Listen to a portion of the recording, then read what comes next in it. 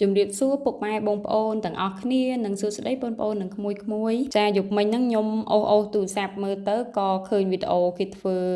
កាទៀវខ្ចប់អញ្ចឹងណារបៀបធ្វើកាទៀវខ្ចប់ខ្ញុំក៏មើលហើយក៏ផឹកឡើងសាកយកមកធ្វើតាមគេអញ្ចឹងមានអីគឺតំណងហូបដែរប៉ុន្តែក្នុងវីដេអូនេះខ្ញុំអត់បានបញ្ជាក់លម្អិតថាដាក់អីខ្លះអញ្ចឹងណាបងប្អូនដោយសារខ្ញុំធ្វើរៀងបញ្ញាប់ដែរហើយណាមួយនឹកឃើញថាធ្វើលើកទី1ចាំលើកក្រោយរៀងច្បាស់លាស់ចាំដាក់គ្រឿងផ្សំឲ្យបងប្អូនមើលបើសិនជាបានធ្វើលើកក្រោយអញ្ចឹងអានេះគឺចេញមកគឺឆ្អិនស្រាប់តែម្ដងហើយគ្រឿងផ្សំខ្ញុំដាក់មានដូចជាគ្រឿងផ្សំធ្វើស្នូលកាទៀវខ្ចប់មានសាច់ជ្រូកចិញ្ច្រាំជាមួយនឹងការ៉ុតខ្ទឹមបារាំងខ្ទឹមសហើយនឹងអាផ្សិតខ្មៅនោះផ្សិតក្រៀមខ្មៅហើយនឹងលាយជាមួយនឹងផ្សិតត្រចៀកកដោនោះបងប្អូនខ្ញុំមិនចង់ឲ្យជាប់មាត់ចង់តែភ្លេចហ្នឹងហើយជាកដោឲ្យជ្រាំឲ្យម៉ត់លាយចូលគ្នាឆាឆ្អិនដូចស្នូលបាញ់ឆាវអញ្ចឹងបងប្អូនហើយចំពោះទឹកត្រីខ្ញុំលាយតាមបែបក្បួនខ្ញុំឯងបងប្អូនគឺខ្ញុំប្រើទឹកខ្មេះជាមួយនឹងក្រូចឆ្មាបន្តិចអញ្ចឹងណាហើយខ្ញុំដាំទឹកស្ករឲ្យពុះដាក់ចាដាំទឹកឲ្យពុះដាក់ស្ករដាក់ប៊ីចេងដាក់អីទឹកត្រីអីធម្មតាដូចតែគេអញ្ចឹងហ្នឹងហើយបងប្អូនព្រោះយើងសាកធ្វើទី1អត់មានក្បួនលម្អិតទេធ្វើឲ្យតែបានហូបសិនហើយឲ្យតែជោគជ័យក្នុងការមូលកាទៀវគឺអូខេចាចំពោះម្សៅ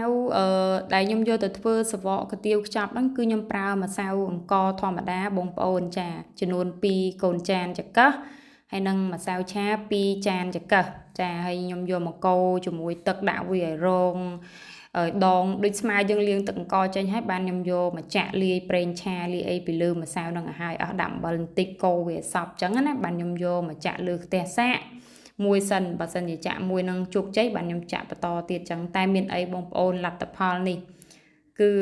សំខាន់ស្នូលគឺឆ្ងាញ់ហើយប៉ុន្តែនេះរូបរាងមានអីស្នាដៃខ្លួនឯងគឺអាចទទួលយកបាន60%ដែរបងប្អូនលើកទី1អត់ដែលនឹកស្មានថាខ្លួនឯងធ្វើកាទៀវខ្ចប់នឹងបានទេមើលវីដេអូគេតែម្ដងគត់គឺមើលយប់មិញនឹងឯងមើលក៏នឹកឃើញថាស្អែកចាំមើលសាកធ្វើមើលមានអីប្តីគាត់ថាឆ្ងាញ់តែប៉ុន្តែអត់បានថតអាពេលគាត់ហូបនឹងទេព្រោះគាត់ទៅមកពីធ្វើការរៀងក្លិនខ្លួនស្អុយហើយប្រឡូកប្រឡាក់ដែរអញ្ចឹងខ្ញុំក៏ខ្ជិលថតបង្ហាញឲ្យបងប្អូនមើលអញ្ចឹងណា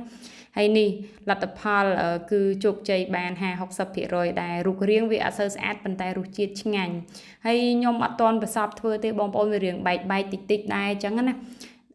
បែបមកពីខ្ញុំលាយម្សៅអត់ទាន់ត្រូវអញ្ចឹងដោយសារខ្ញុំមើលតាមបងស្រីហ្នឹងគាត់ដាក់តាមប៉ុណ្ណឹងខ្ញុំដាក់តាមគាត់ដាក់ប្រាប់ដែរអញ្ចឹងទៅហើយប្រហែលជាខ្ញុំលាយខុសក្បួនតិចតួចអីចឹងទៅបានវារៀងបែកប្រេះអានេះលទ្ធផលដែលខ្ញុំចាក់10កាទៀវខ្ចប់ចុងក្រោយគឺល្អបើមុន3នោះគឺរៀងបែកតិចវាអត់សូវស្អាតទេប៉ុន្តែរសជាតិគឺឆ្ងាញ់ហើយខ្ញុំបន្ថែមនៅខ្ទឹមពងដាក់ពីលើតិចយកសម្រស់ឲ្យស្អាតហើយរសជាតិកាន់តែឈ្ងុយឆ្ងាញ់អញ្ចឹងណាបងប្អូន